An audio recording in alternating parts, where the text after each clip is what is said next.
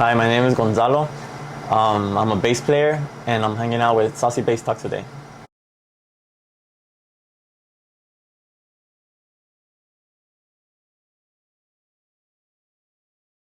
Gonzalo, hi, how are you? Fine, how about yourself? I'm doing really good. I'm so excited to have you here. Thank you you. drove for like, what, 3 days? Tell us about your journey today to get here. No, well, I mean, there was a storm like halfway coming over here, and then I guess a truck flipped over. And so the GPS me desvió to another road, and well, it took me to like the canyon and through some fucking dirt road. It was pretty bad. Oh my gosh, I know. I was like, oh my god, Pobrecita, he's just like driving forever. I'm all like this, just staring like into the abyss. Yeah, there you go. The abyss. There's like nothing there. Yeah, as it is, it's already a pretty far drive for Yeah. you. So I want to thank you so much for making that commitment to come here today, no because problem. like I said, I know it's a really tough drive, and I really was looking forward to doing this in person. We had talked about doing it kind of remotely, but Yeah. I really feel like, I don't know, it's just No, it's fine. in person is better, right? Let's start from the beginning. So you are a bass player, very talented bass player, may I add. you. Thank you. I want to know how you becoming a bass player started. Well, when I was a kid, I wasn't really into norteño. My dad played since he was about 14, 15, I want to say, 14 years old. And well, growing up, I always heard him practice and rehearse, but I was never really into it until I turned about maybe 16, 17, and then I got in trouble. And to get me out of the streets in trouble, he taught me bass. Oh, okay, so kind of like a form of punishment? Kind of, yeah, but Or to like kind of para keep que me out te of the street. concentres Yeah, in a way? so I wouldn't fall into, I guess, those wrong footsteps, but I guess. So talk to me about like what was your first impression of when you were holding a bass for the first time and when your dad taught you how to start playing? Well, my dad, he plays every instrument, pero su fuerte es el bass. Y nomás me enseñó la escala de sol. After that, he's like, yeah, te voy a enseñar la escala de sol. Aquí está la figura. Nomás te lo voy a enseñar una vez. Y así no te la aprendes a sentir. And so, I lasted about a month on that same scale. Every day after school. Every day. Me puse una meta. Every day.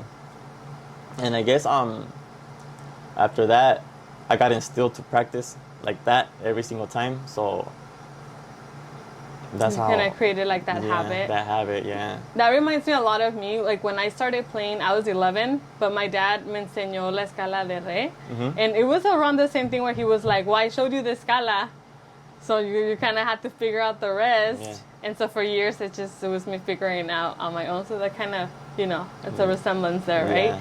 Yeah. So after that, once he starts teaching you and you started playing a little bit more, how did you just decide to keep on playing? Well, I saw that a lot of my friends were becoming musicians as well, and I was getting pretty good at it pretty quick. So I was just kept on going and kept on going.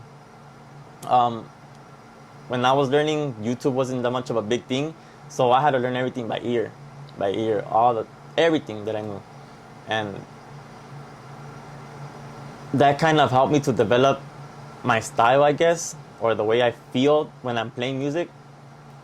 And I'm actually grateful it happened that way instead of going to the computer, Yeah, because it's a more organic way in a way, right? Mm-hmm. And then you utilize the ear. You mentioned that you learned more by ear. Mm-hmm. So obviously being a musician and especially a bass player, that's one of the best things you could do, right? Yeah, to learn exactly. by ear. Yes. What was your first bass that you had at that time? My first bass was an Ibanez, a 4-string. It was just a cheap little bass. It was like a $200, $300 one. Mm-hmm. And from there, I kept that one for about like 2-3 years. And my dad had a Warwick. Well, he still has a Warwick, a 5-string Warwick. Okay. And I was kind of curious to learn how to use that 5-string or what was it for. I broke my head for so long on that bass that at the end when I got it, I was like, I can't believe it was this simple. And I broke my head for months and months and months and months to figure out why that 5th-string was there. You were just overthinking it too much, probably, I was just right? overthinking it. And then I was just like, wait. this is just an extension of this for this scale, and then this, and then that, and then that's when I started understanding more music. I started getting more technical with it. I started reading and a lot of stuff like that.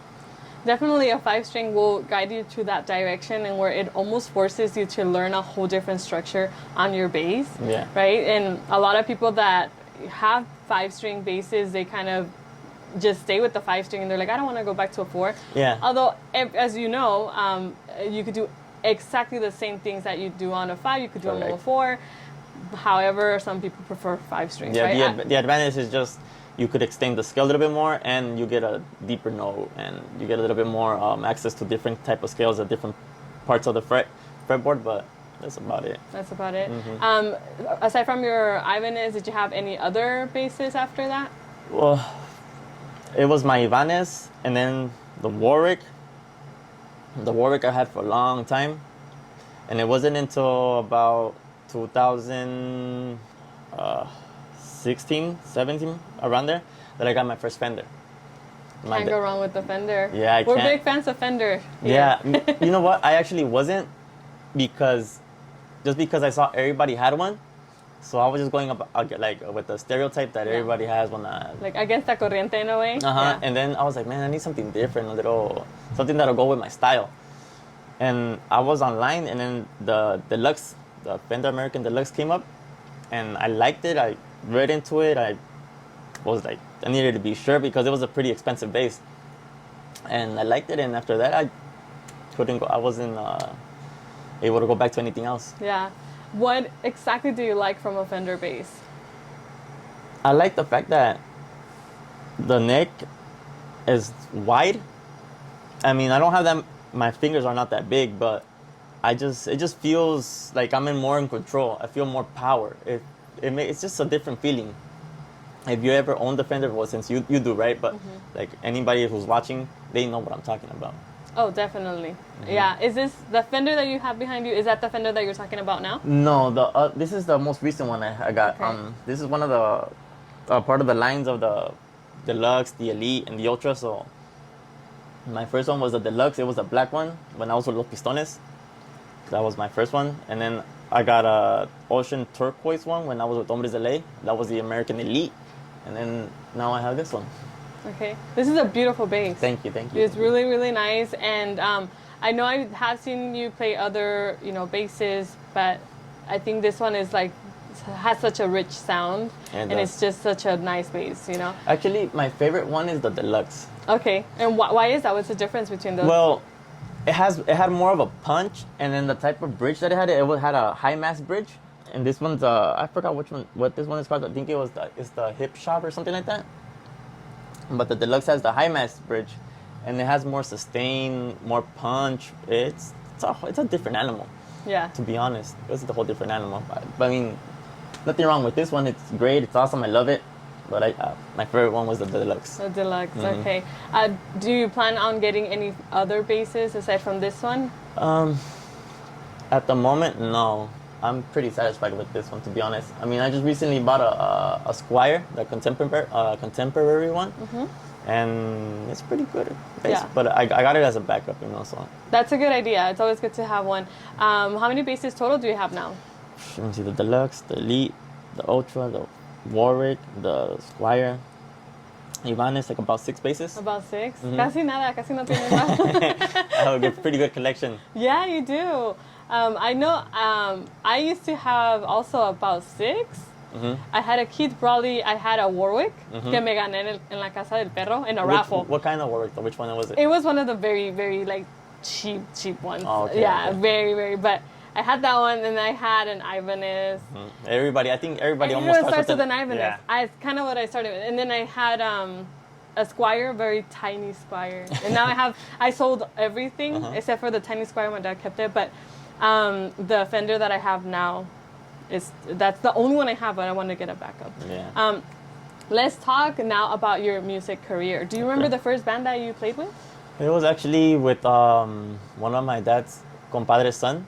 Nos llamábamos los Juniors del Norte. It was me, my dad's compadre's son, my cousin Caesar, who plays with Los Serenos currently right now. He's the sextero for Serenos. He's my cousin. And another family member of mine who stopped playing after a while, but se nos llevamos los Juniors del Norte. That was the first one. And you guys, long I'm time assuming, ago. playing norteño, Yeah. right? Okay. How long were you playing with them? About a year and a half, 2 years, and after that, since I started developing faster than them, I felt like I wanted to move on to something better, you know. And that's how I just been doing my career. Every time I feel like I need to move on, I just move on, move on for myself, you know. Yeah, of course. And what was the next band after them? After them, it was a local group because I used to live in Linwood. Se llamaba Grupo Gente Nueva. It was made up of a couple friends of mine from childhood. And from there, it was like my first legit like group que estaba pegando en el momento, que sacaron una canción que se llamaba Somos Gente, Somos Nueva. Y pegó machín. So it was like my first group that exposed me to like a lot more, how do you call it? A bigger audience, basically. Like more people got their eyes on me or something like that. So however you call it. But it was, I've been fortunate up till now to always be with groups del momento. Always, Yeah, I was always, just gonna always. say that because you went to Pistones after. No, actually, after them, I hopped out. I did El Favela. Oh yes, you're right. Okay, talk to me about working with Adriel? them. Yeah. Well, it's funny because I met him at a flyer party in Compton, and llegó él, pero yo no lo conocía. Y llegó, and then he's like, "Who plays bass here?" And I was like, "Oh, me." He's like, "Are you good?" I was like, "You can find out." You can find out, and then we played a couple songs, and then he's like, "Hey, let me get your number." A couple weeks later, he calls me out of nowhere. He's like, "Hey, I'm gonna have a show in LA. Can you me puedes juntar unos músicos and do something for me?" I was like, "Yeah, for sure, I got you." And that's how it kind of went off with him. How long have you ended up playing with him? For like about a year and a half. Oh, you did a good amount of time. Mm-hmm. Oh, I was that's- basically his right hand man, right hand musician. I was booking all the rehearsals, getting all the músicos together, making sure the tanda was good. He just put me in charge of a lot of stuff. That's a lot of responsibility, Yeah. right? Because gathering a lot of musicians, or even if it's just 5 musicians, Yeah. it gets pretty difficult Yeah, with because you everyone's gotta make schedule. sure they all show up on time. Exactly. Or they have the right wardrobe that everybody's gonna wear, or their instruments intact or clean, because you don't want a smudgy instrument on stage and people take pictures and it looks horrible. Yeah. Stuff like that, you know? Yeah. But I think that helped me to develop the character that I have as a musician, as a sense of like a responsibility in the group. Right. Because if I see somebody slacking, I tell them, "Hey, pick it up, pick it up, pick it up." And I think that helped a lot. Yeah, I mean, of course, that's like a big character development. Plus, you're working with someone who also is someone that's very responsible. I also worked with him for a little bit. I didn't, not for too much, but the time that I did work for him, I did get to see firsthand how he handles the business and the music industry. So having someone like you obviously makes sense, right? Because you have that same mentality. So who did you go with after? After that, I stopped playing music for like about 2 years. Like a year and a half, 2 years. And when I came back, my parents were already living in Vegas. So I was in Vegas for like about a year also. So basically I was out of music for like 3 years. I had a girlfriend that lived out here. And so I came out here and I started living with her. And I told one of my old friends that I used to hang around with. Oh, back in the day, he was a drummer. His name's Oscar. He used to play with ¿cómo se llamaba su grupo? I can't remember the name right now. But he hit me up. He's like, "Hey, bro, are you still playing bass?" And I was like, "Yeah." He's like, "Hey, my homie needs a bass player this weekend. Are you down?" And I was like, "Yeah, sure." And after that, I guess they liked how I played. And I started picking up music again, and from there on, I never stopped again.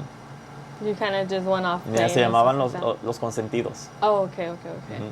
That's amazing. I know. I want to talk a little bit about your experience working with Hombres de Ley. Okay. Right. So they have a very extensive career now. And these are musicians that are very talented musicians. Yes. So, like I said, also makes sense that you were in the mix. But you were one of the beginner bass players with them, right? I do feel that there was some sort of style that you established because you were, part of like the beginnings of them. And when I think of them often, even now, I think of you on bass.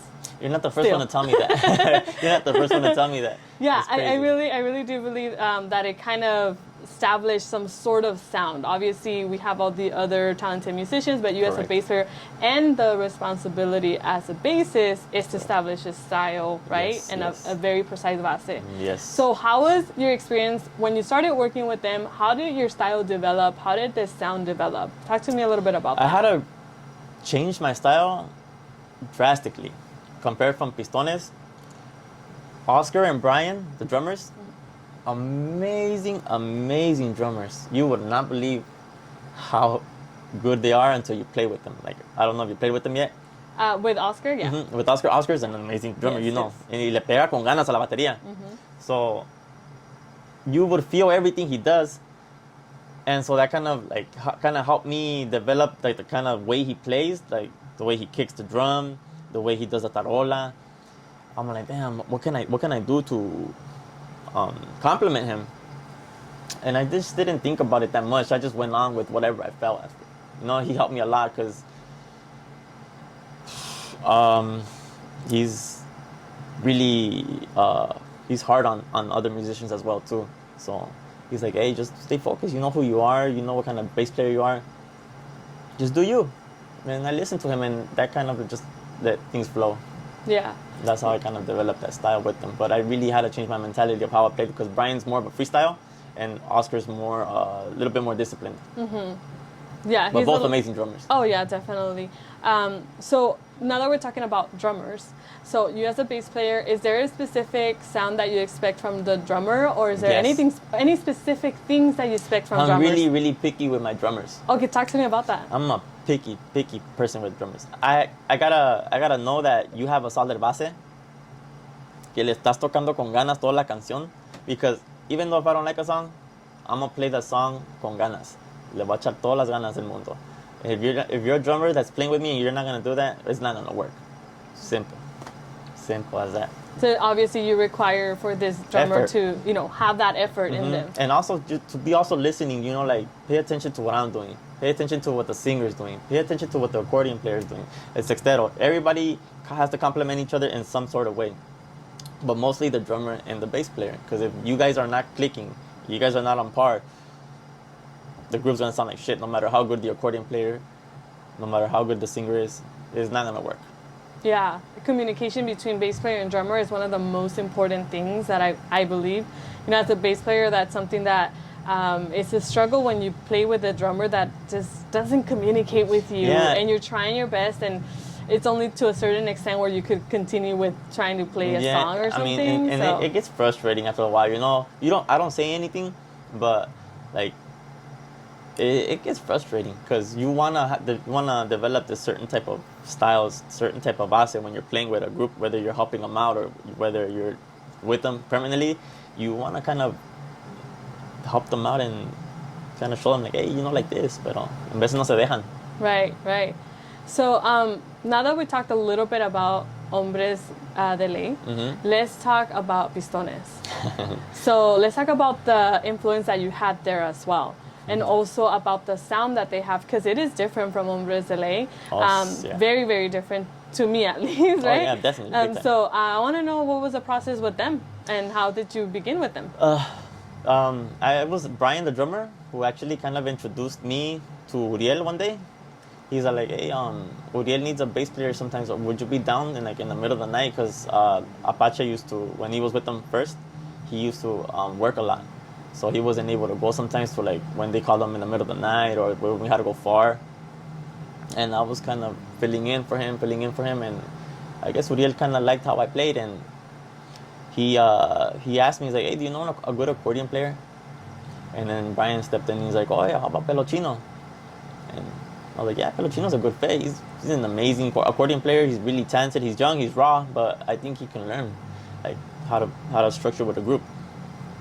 And so we started practicing a lot at one of my friend's house in Compton, in the garage.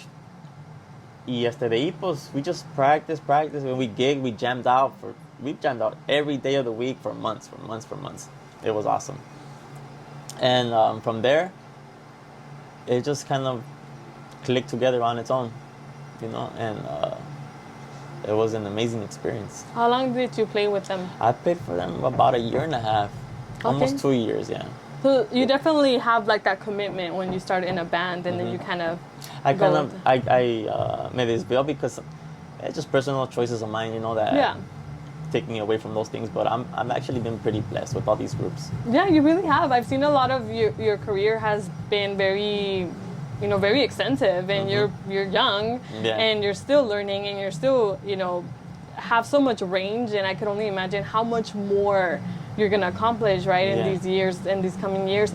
I've seen a lot of your videos lately that you've been rehearsing, and I really like your sound. We had a conversation about how I believe that your sound is very melancholic, and it really reminds me of like, your sound really reminds me of like a summer night, just sitting outside and kind of just listening to this very melancholic sound. That's really what it makes me think about when I listen to your that when I heard it, I was like, wow, that's crazy. I was like, I never thought about it like that. Yeah, and then it just comes from a very young person, so it's kind of like interesting to see it. You would expect this sound from like an older musician. Thank you.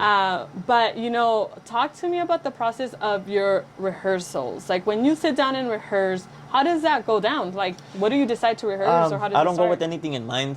If I feel like listening to so and so, I put it on. But there's a specific type of music I like listening to, whether I have it on my mind or not. Like I like to listen to music that has a nice base, strong bass. It has to have that included. If not, I won't listen to it. Like say for example, like the old school Amables del Norte when Rodrigo was in there, or when Jorge Gaxiola was playing bass there too. One of my favorite bass players as well, Jorge Gaxiola, and Voces del Rancho. Some other CDs where you could tell the bass is pretty strong on there too. Definitely Los Dos Grandes de la Sierra are one of my biggest influences, whether people like them or not. But I really like their style. When I heard their music, classic. When I heard their music, I was like, I did not know you can play the bass like this. That's pretty cool. And so that's when I started listening closer and closer to the bass in each of these musicians and bands that I liked. And so after that, I kind of had an idea of what I liked. And after that, it's a little bit easier because then you can concentrate on what kind of sound you're looking for, what you want to achieve in your sound, and so on. Yeah, and definitely we could hear it, when you're playing and stuff like that.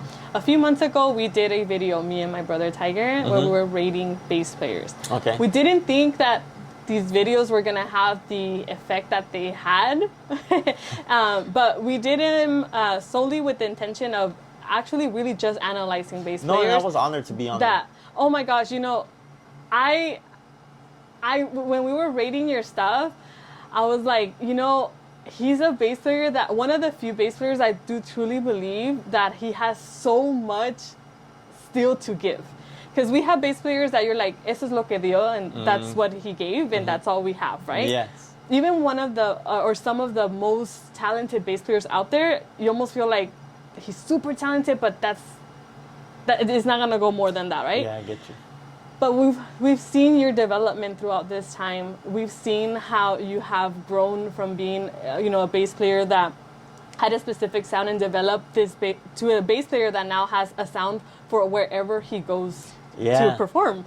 Yeah. And that is something that it's really hard to get, because you could sound the same across the board, but you actually cater to wherever you're playing, and right? You know what? If I can add to that. Yeah, go ahead. That has something that has to do with you.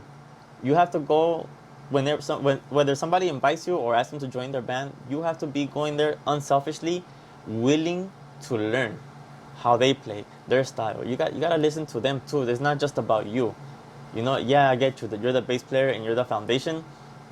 Pero te tienes que prestar. You have to be unselfish to learn and soak in a couple of the stuff that they can teach you, because no matter how advanced you are, or if you're starting, or if you've been doing at it for years, you can learn something from everybody. That's something you shouldn't forget. Yeah. And I think sometimes we do forget that, right? And so we think, well, I already know. I already been playing for so long. You're not going to tell me how to do this and that. But a big, big thing in a musician is actually taking, advice from when you ask for it. It's or just when being they don't unselfish. ask you. It's just being unselfish with yourself. Kind of almost dissolving that musician ego, right? That could really push us back. Exactly. But so let's go into like more technical things about your bass. Okay, so let's talk about this bass specifically. And so I want you to walk me through the sound of it. I want you to talk to me about the maquinaria of it, the pickups, anything that you want, even the strings that you use, all that good stuff. All right, cool. Well, this is my baby for now. This is an active passive Fender American Ultra jazz bass. It has 2 batteries. These are the N3 noiseless pickups, single coil, and then it comes with the volume, master volume, with the pan for the pickups, whether you want to blend to the neck pickup or the bridge. I always use both. I think I get a better, well, personally me, I get a better sound from that, the way I play. There's the treble on the top, the bass, and then you have your mid-range on top right here, and then your passive tone for when you have it on, you toggle your passive switch. But I always have it on active. I always play it on active. And I always tend to have this set up on all my basses. A little bit of about, if you're looking at a clock, like 3 o'clock on the mid-range, and the same with the bass. Always. That's how you're always going to see my equalization on my bass. And that works for me. The kind of strings that I love using, and since the first time I tried them out, these are the NYXLs from Diadario. My favorite strings. I think you can't go wrong with those strings at all. I just like the sound. When you put a fresh pair of those NYXLs, it's just a different feeling, different sound. It's just like that bite, that punch. They're amazing strings. What else can I tell you about this? The thing that I love I forgot to mention. One of the reasons why I like Fender so much as well, the way the DAW sounds over here and DAW sounds over here, completely different. If you play DAW over here, when I do the power chords, I love playing power chords. It's a lot more full, more rich, has more warmth to the tone. And when you play it over here, it sounds great. It sounds amazing as well. But I always like to play it over here as well con fa. It sounds way more richer over here, way more warmth. That's why I love the Fender so much, because you can tell when you're playing sol over here, fa over here. It just gives you those different type of sounds, and it's amazing. It's an amazing instrument. Yeah, it really is. And you play it really well, so it's good that you have that bass. I try. We were talking about, you mentioned something about the strings. How often do you change your strings? Every month. So you're constantly just on it, just changing them? I'm constantly on it, or if I feel like one of the strings are dead, or I look in the back, and if they have like, what is it, from the frets, being damaged from the frets, what is it called? Dead spots or whatever. I just switch them. I'm always looking to make sure that it's in good shape, because no me gusta batallar tocando. Yeah, I hate that. I hate batallando. So I always buy like the top of the line wires that I can. Anything that's gonna help me not get annoyed while I'm playing. It's typically. So from right here, from I could see, the action on your bass is pretty low. It's not that bad, right? It's a pretty good action. So what is your preference as far as like the distance between the fretboard and your strings? Well, when I do the relief, on the neck relief, I tend to go with about 0.12 millimeters. I use a feeler gauge. So I use the cap on the first fret, and then I fret it over here, like where the neck joins the body. And then just make sure I have that nice little snug. And that gives me enough clearance for all the strings to vibrate, because since the thicker the strings, the more vibration it needs to clear. If not, then it's going to sound shitty, or you're going to get fret buzz. Yeah, you have a lot of feedback. It's normal to have some fret buzz, but not a lot. And they don't mess with your tone. They don't mess with the way you play. You have to be. I'm really technical, because como te digo, no me gusta batallar. Yeah. So, and I mean, you want to sound good, right? Exactly. When you're performing, that's your priority should be how your bass is taken care of, right? Yeah. I think you gotta take care of your stuff. When I was playing with pistones, the height from my bass was actually a little bit further from the fretboard, actually, because I played more aggressive when I was with them. I was attacking the strings a lot, like that. And then little by little, I just started just being more chill. As you get more experience, you start, learning how to relax yourself, because I was getting a lot of pain in some of the hands, and it was because of the way I was playing. And I had to discipline myself to kind of calm down and get a little bit more technical with my hand because I wanted to play. I want to keep playing for a while, and I don't want to injure my wrist forever. Oh yeah, I think people don't understand that you can get injuries. Yes. I actually have beginnings of tendonitis where I have to be very careful with my hands because I have a lot of damage from playing for so long. Yeah, the pain is awful. Like you get it right here. It's horrible. It sucks. Like after every song, you're like, oh yeah. man. You know what influenced on that too? Todavía no le bajaba la action on mi Fender que tengo ahorita, and I was struggling so bad. My partner used to see me when he used to go watch me play. He would tell me, "You look like you're really struggling. Like, what is going on?" Yeah. And it was like 45 minutes into my gig, I was already in pain. So it wasn't until I lowered the strings, then it relieved a lot of the pain, and then I started taking more care of my hands, obviously. Yeah. But that is a very good point because a lot of people don't think of that you can have long-term damage from playing an instrument for so long. Even if you're playing correctly, just from playing those long hours, you gotta give yourself a break, or you gotta if you got room for more volume and you could play a little bit smoother, softer, you know, and prevent that injury, do it. Yeah, and then like winter time is coming and it's the roughest in your hands. Tell me about it. My fingers are like popsicle sticks. I couldn't move them. Like it's weird. Like, I hate playing when it's cold. Yeah, it really reduces a lot of the speed that you have. I feel like I have big old sloppy fingers, like all like clack, clack, clack, clack, clack, like all frozen and stuff. Like I'm really trying here. Yeah, for real. I can't even do any lick. I'm like, man, I have to play simple the whole damn tandas. Yeah, I feel you on that one. All right, so we're getting pretty close to the end of this video. I want to know, do you have an advice for any bass player that's just starting, or any musician in general that's just starting, or just for any of us, really? What can I tell you? There's a lot of things I can say, but you can tell us as much as you want. No, I mean, be open. You know, if somebody invites you to a jam out, if somebody wants to jam out or just kick it with you, because I eat, sleep, breathe, everything music. So, a mí si me invitan a las 2 de la mañana a ir a tocar or jam it or anything like that, or if I see some of my friends that are jamming out, I go there y me presto y convive con los demás músicos, because you don't know what doors can open from there. That's how I got my opportunities with Pistones, Hombres de Ley, and so on forth, because I was always in that little circle with the other musicians prestándome, you know, and just be open-minded, you know, and échale ganas, and don't worry about what anybody else says the way you play. If that's how if you like playing a certain way, you like playing certain music, or if you like playing from the simplest form to the most complicated form, do you know, because your character shows when you're playing your instrument. I feel like you transmit your character through your instrument a lot. Oh yeah, I agree. I really believe that. Yeah. I really believe that. Oh, definitely. Well, before you go, I have a little present for you from SAUCY Bass Talk. Ah, thank you. Here you go. We're really thankful to have you here. Thank you for inviting me. I mean, I don't know what to say.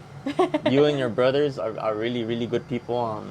Thank you for always checking up on me and for helping me out when I have questions. And I mean, I'm really, really thankful. You know, I think it's a whole little community that where we learn from you, you learn from us, and I think that's what makes it so great. I'm really happy that you were able to come here today, and I know that you live pretty far, but I hope it's not the last time. Yeah. There's so many things where I feel that you would have such an important presence in some of the videos that we have coming up. So I really hope this is not the last time. Yeah, just give me a ring. You already know. Oh yeah, even including some jam outs or something. You know, we would love to see you live. And thank you. Everyone out there that is checking SAUCY Bass Talk, do not forget to check out this amazing bass player Gonzalo. I'm gonna tag his social media so that you guys could go check him out. To me, honestly, one of the most underrated bass players out there. Thank you. Definitely. Appreciate it. Thank you so much. Again, is there anything else that you would like to add? No, I'm for now. We're pretty good. Yeah. If anybody has questions, you know, don't be afraid to approach me, because I've had that, like, hey, you look like a dick and stuff like that. And then when they approach me, like, oh, you're actually really cool. You're down to earth. Like, man, yo no te voy a cobrar nada para enseñarte. Yo no te voy a pedir nada. Like, you have a question, DM me. My Instagram's chalo_music_incorp. That's a wrap. That was cool. I get nervous in front of cameras. No, you did. You did really good. What time is it? Yeah, we did a good time. I get nervous in front of cameras. I don't know why. And now I'm on stage.